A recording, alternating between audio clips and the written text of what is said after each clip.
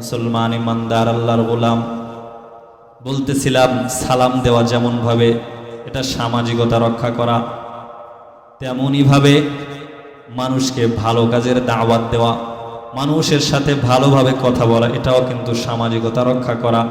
মানুষকে দাওয়াত দিয়ে খাওয়ানো, এটাও কিন্তু সামাজিকতা রক্ষা করা। তেমনি ভাবে মানুষকে কোনো কিছু দান করা, এটাও হচ্ছে সামাজিকতা রক্ষা করা।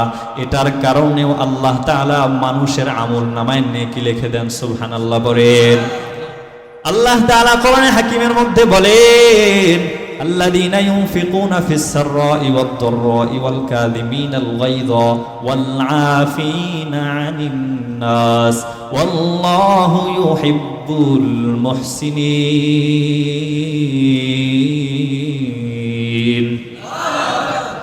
আল্লাহ তাআলা বলেন, الذين ينفقون في السراء والضراء والكاظمين الغيظ।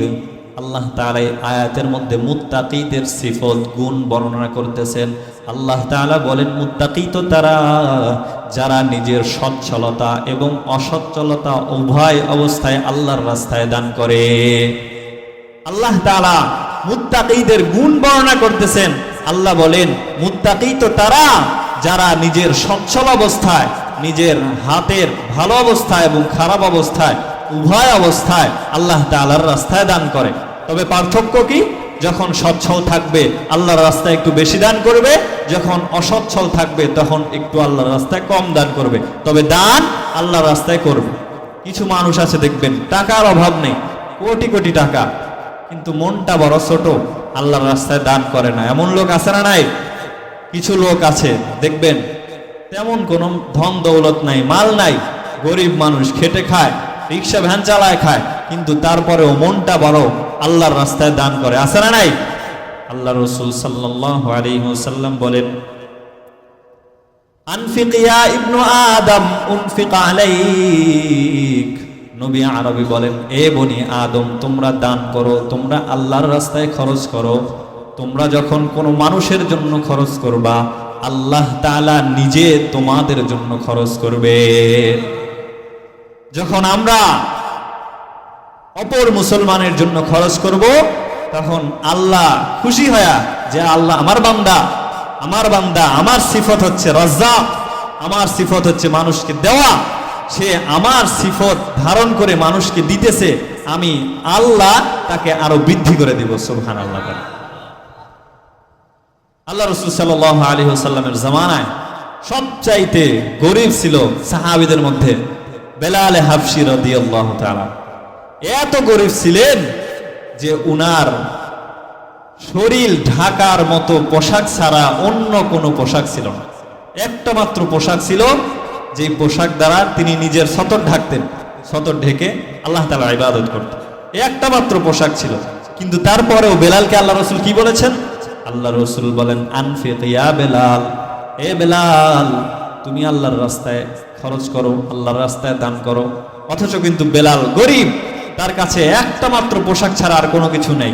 এরপরেও আল্লাহ রাসূল বলছেন তুমি আল্লাহর রাস্তায় খরচ করো। এটা কেন বলছেন?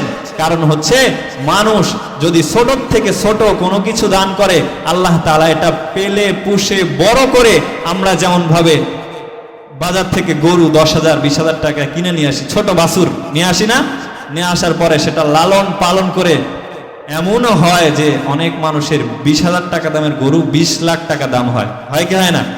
হয়। তো আমরা যেমন ভাবে ছোট বাছুর নিয়ে এসে লালন পালন করে বড় করে বিক্রি করি, আল্লাহ তাআলার হাবিব বলেন আল্লাহ তাআলা ছোট দানকে পেলে পুষে বড় করে বান্দার আমলনামায় ঢুকায় দেন। সুবহানাল্লাহ। কিয়ামতের ময়দানে মানুষের সামনে যখন আমলনামা দেওয়া হবে, মানুষ আমলনামা দেখে দেখে আশ্চর্যান্বিত হয়ে যাবেন। আল্লাহর কাছে বলবেন, মালিক এই আমলনামা মনে হয় আমার নয়। আল্লাহ তাআলা বলবেন, কেন? এই আমলনামা তোমার নয়। আল্লাহর বান্দা বলবেন, আল্লাহ দুনিয়ায় তো আমি এত বেশি আমল করি নাই, আমার আমলনামা এত বেশি আমল কেন? এই আমলনামা অন্য কারো ফেরেশতারা ভুলে মনে হয় আমার আমলনামায় দিয়ে দিয়েছেন। আল্লাহ তাআলা বলেন, বান্দা আমার ফেরেশতারা এমন, আমি তাদেরকে এমন ভাবে বানাইছি যে তারা কোনো কাজে কখনো ভুল করে না। আল্লাহ বলবেন বান্দা এই আমলনামা তোরই, আমার ফেরেশতারা কখনো ভুল করে না, আমার ফেরেশতারা প্রত্যেকটা কাজে সঠিক কাজ করে, কখনো ভুল করে না, এই আমলনামা তোরই। বান্দা বলবে আল্লাহ আমি তো এত আমল করি না, এত আমল কোত্থেকে আসলো? আল্লাহ তাআলা বলবে বান্দা দুনিয়ায় তুই গোপনে দান করেছিলি, ওই দানটা আমার এত বেশি পছন্দ হয়েছে যা করে তোর আমলনামায় ঢুকায় দিয়েছিস। সুবহানাল্লাহ। আল্লাহ তাআলা কোরআনের মধ্যে দানের উদাহরণ দিয়েছেন, মাসালুল্লাযীনা ইউনফিকুনা ফি সাবিলিল্লাহি কামাসালি হাববাতিন আম্বাতাত সাবআ সানাবিলা ফি কুল্লি সুমবুলাতিন মিআতু হাব্বা ওয়াল্লাহু ইউযাইফু লিমান ইয়াশা ওয়াল্লাহু ওয়াসিউন আলীম। আল্লাহ তাআলা আয়াতের মধ্যে বলেন মাসালুল্লাযীনা ইউনফিকুনা ফি সাবিলিল্লাহ কামাসালি হাববাতিন আম্বাতাত সাবআ সানাবিলা ফি কুল্লি সুমবুল। আল্লাহ বলেন বান্দা তুমি যে আল্লাহর রাস্তায় দান করো, তোমার 1 টাকা দানের পরিমাণ কেমন জানো? তোমার 1 টাকা দানের সওয়াব কেমন জানো? তোমরা দুনিয়ার মধ্যে একটা চারা জমিনের মধ্যে লাগাও, আমরা চারা লাগাই না? আমরা জমিনের মধ্যে একটা চারা লাগাই। আল্লাহ তাআলা বলছেন ওই একটা চারা থেকে 60টা শীষ হয়। কয়টা শীষ? 60টা শীষ। ওই 60টা শীষ থেকে প্রত্যেকটা শীষ থেকে 100টা করে দানা হয়। আল্লাহু আকবার বলেন। তাহলে 700 গুণ একটা, কেউ যদি 1টা টাকা আল্লাহর রাস্তায় দান করে তাহলে আল্লাহ তাআলা ওই 1টা টাকার বিনিময়ে 700 গুণ সওয়াব ওই বান্দার আমলনামায় লিখে দিবেন। সুবহানাল্লাহ পড়েন। মুসলমান ইমানদার আল্লাহর গোলাম, আল্লাহ তাআলা কোরআনে হাকিমের মধ্যে বলেন ওয়া আম্মাস সাইলা ফালা তানহার।